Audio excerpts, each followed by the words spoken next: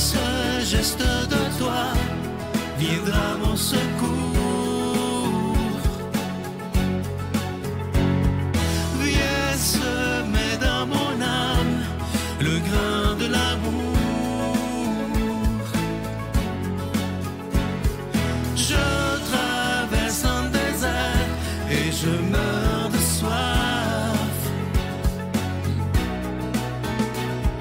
Montre-moi le mystère qui garde la foi.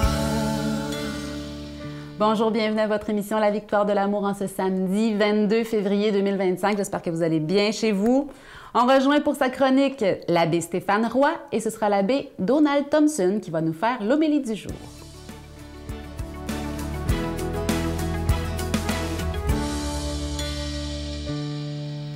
Bonjour à toi, bon samedi, bienvenue à cette chronique sur les chemins du cœur.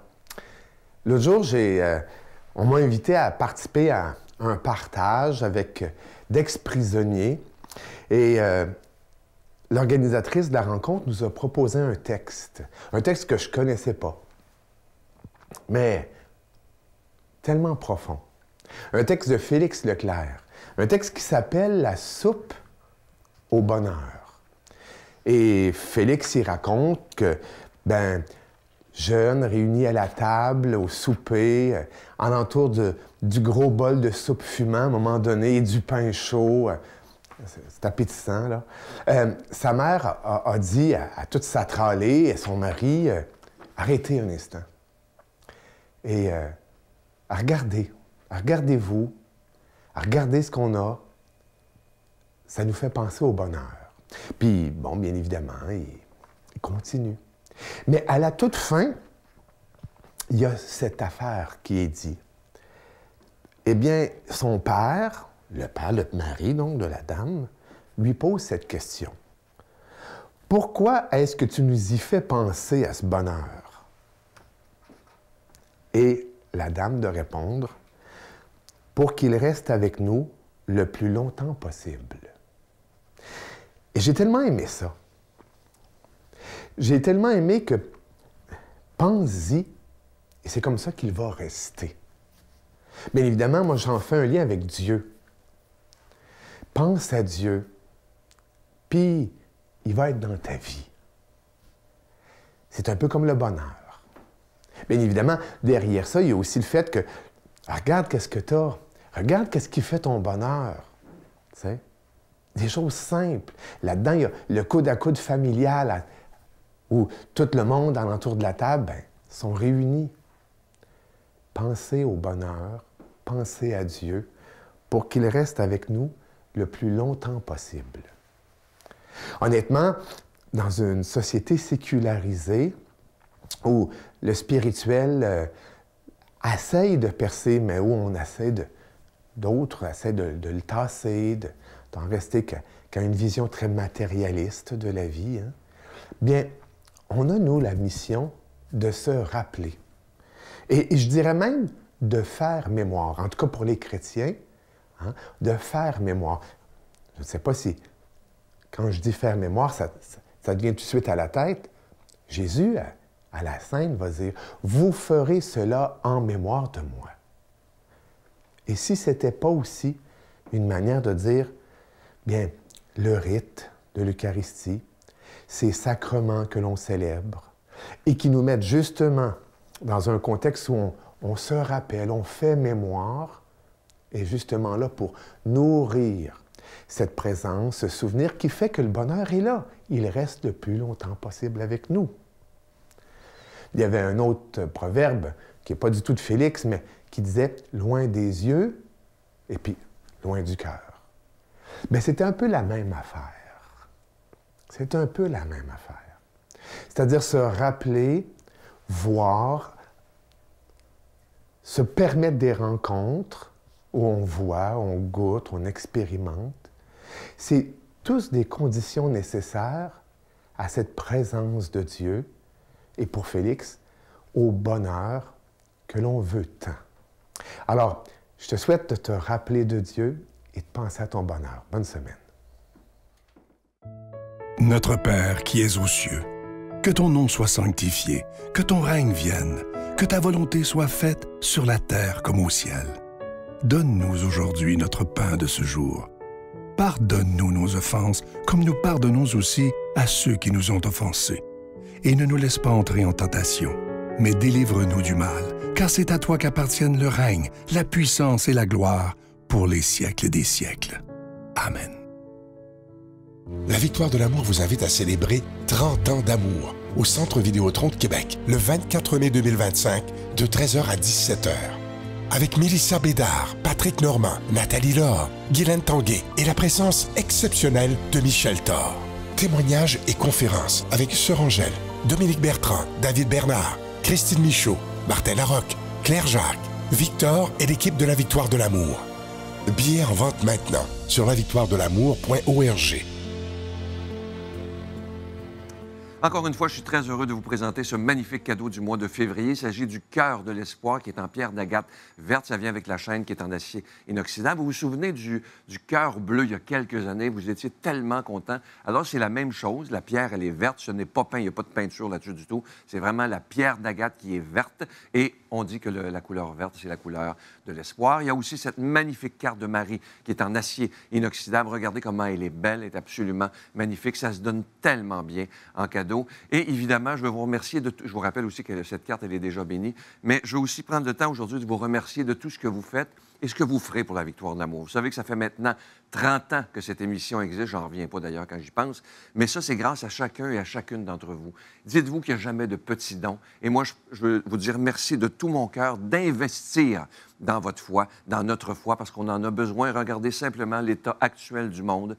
On en a vraiment besoin de cet amour de Dieu. Voici comment vous procurer ces cadeaux. Par la poste, à la Victoire de l'amour, casier postal 120, succursale Boucherville à Boucherville, le J4B 5E6, ou par téléphone, par carte de crédit, du lundi au jeudi, de 8h à 17h, au 514-523-4433, ou à notre numéro sans frais, le 1-888-811-9291. Également sur notre site Internet, le www.lavictoiredelamour.org. Avec votre don, vous recevrez aussi un reçu pour fin d'impôt. Merci de donner des mains à la Providence. Merci d'investir dans votre foi.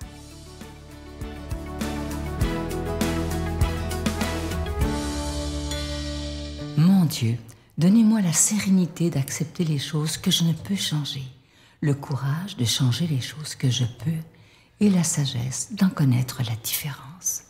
Amen.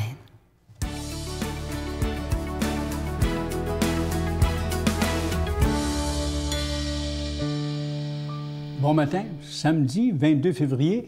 Liturgiquement, c'est la chaire de Saint-Pierre, cette fête dans notre liturgie.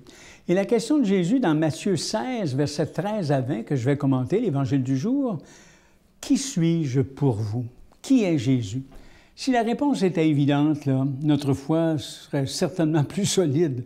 Mais cette question-là, elle est centrale de notre vie chrétienne. Elle la traverse de part en part, j'oserais dire depuis notre baptême jusqu'à notre mort, tant dans notre prière personnelle que dans notre manière aussi d'agir en société. Cette question, Jésus nous la pose aujourd'hui, de nouveau comme il l'a posée à ses premiers disciples. Alors, c'est intéressant de voir que le personnage de Jésus intrigue toujours. Il fascine les jeunes autant que les adultes, parce qu'il dérange par la qualité de son message et par, j'oserais dire, le radicalisme de sa vie donnée au service des autres. Alors, c'est intéressant de voir dans la question qui est posée à Pierre. Cette question-là nous est posée à nous aujourd'hui. Qui donc est Jésus? Il y en a quelqu'un qui vont les prendre, certains vont le prendre pour un bon garçon, un fondateur de religion, comme Bouddha ou Mahomet. Les gens vont dire ça. D'autres le voient comme un chum, un confident. D'autres pensent qu'il est dépassé, que son message ne colle plus à un monde scientifique qui explique les miracles, qui est en train de construire ce monde-là scientifique, le paradis promis sur la base de promesses technologiques ou de prouesses technologiques. Et pour certains, Jésus satisfait un besoin de croire, comme on dit, en quelque chose. Le monde va dire ça. Et pour d'autres encore, Jésus, c'est encore le petit Jésus, celui qui n'a pas grandi, qui est un éternel bébé sans parole. Alors, qu'allons-nous conserver de cet évangile ce matin? D'abord, une question. Qui est Jésus? En fait, Jésus échappe à toutes les catégories connues. La réponse de Pierre fut immédiate. Tu es le Messie, le Fils du Dieu vivant. Ça semble simple. Pour nous qui entendons cette information depuis notre enfance, ça peut sembler évident. Mais arrêtons-nous quelques instants sur la réponse de cette foi. Le mot « Messie », c'est le même mot que « Christ ». « Messie » vient du latin, « Christ », « Christos », le grec. Ça veut dire le oint de Dieu. Mais de l'huile, on se oint. Hein? Alors, pensez, dans le fond, quand on est baptisé, on fait l'onction d'huile sur nous. Des fois, dans les baptêmes, je dis « Regardez le petit Christ ». Hein? Les gens sont tous surpris que je dise ça. Ça paraît un sac, mais loin de là. Regardez le petit oint de Dieu. Hein? Alors, nous croyons, nous, hein, dans cette conviction, si vous voulez bien, hein, nous est donnée comme un cadeau. Comme Jésus le fait remarquer à Pierre, ce n'est pas toi qui as trouvé cela. Hein? Pas toi qui as trouvé ça, c'est mon Père qui te l'a inspiré. Donc, Dieu nous apprend à le connaître, hein? Il se fait connaître, il se révèle. Et ce n'est pas notre petite intelligence qui réussit, j'oserais dire, toute seule à pénétrer ce mystère-là. Donc, ce Jésus de Nazareth est Fils de Dieu vivant, rien de moins. Hein? Et je trouve affirmer donc que Jésus est Messie, que Jésus est le Christ, ça veut dire que c'est activé en nous. Quand je dis Jésus, c'est le Messie, c'est le Christ, c'est activé en nous cette force, cette grâce extraordinaire d'oser tout remettre entre ses mains. C'est lui le oint de Dieu par excellence. Vous savez, la foi au Fils de Dieu nous est offerte chaque jour en don gratuit. À nous de répondre à cette proposition qui se présente aujourd'hui comme une question. Pour toi, qui suis-je? Alors ce matin, hein, nous sommes chacune d'entre nous convoqués à répondre à cette question. Pour toi, qui suis-je? Est-ce que juste le petit bébé, le petit Jésus? Est-ce que c'est juste un chum? Est-ce que c'est juste une force supérieure? Non. Il a un nom, il a un agir, il a dit, il a parlé, il a fait des choses. Et Dieu a ressuscité cet homme d'entre les morts à partir et dans sa mort. C'est donc dire que le Dieu vivant s'est reconnu dans cet homme-là. Le Père et le Fils sont un. Tout à l'heure, quand je prononçais la bénédiction, je ne vous bénirai pas au nom de la force supérieure, hein? Au nom d'une force quelconque, au nom d'un Dieu qui est Père, qui est Fils et souffle. Voyez-vous? Alors, c'est une réponse qui est très engageante. À partir du moment où on prend Jésus comme Christ, comme Seigneur dans notre vie, on s'en remet. Tout ce qu'il a dit, tout ce qu'il a fait, c'est l'expression de la volonté de Dieu parfaitement. Et c'est ça qui est beau. Notre recherche de Dieu, nous les chrétiens, le mot chrétien mais de Christ, c'est à travers Jésus qui est le révélateur parfait de Dieu. Alors voyez-vous notre recherche, comment elle est?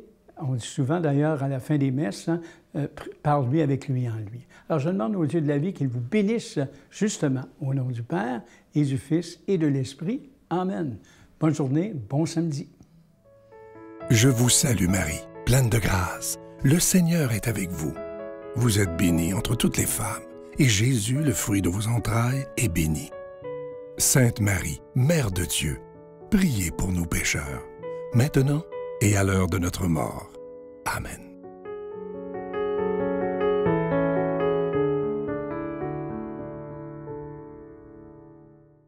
Merci, mes chers amis, pour votre précieuse collaboration. Merci pour votre générosité pour vos dons. Et en ce mois de février, on vous offre, en échange de vos dons, le magnifique Cœur de l'espoir. Il est en pierre d'agate verte. Ce n'est pas peint, hein, c'est vraiment en pierre d'agate verte jusqu'au centre.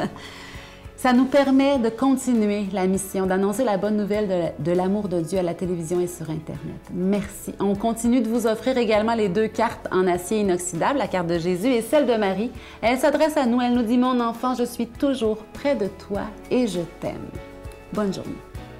Avec la crise de cœur, c'est qu'à un moment donné, ce corps physique-là est devenu d'une légèreté incommensurable et c'est là où je me suis aperçue que c'était plus le corps que je sentais, mais que c'était la légèreté de mon âme. Car tu es mon Dieu. Oui, je crie vers toi. J'ai besoin de toi.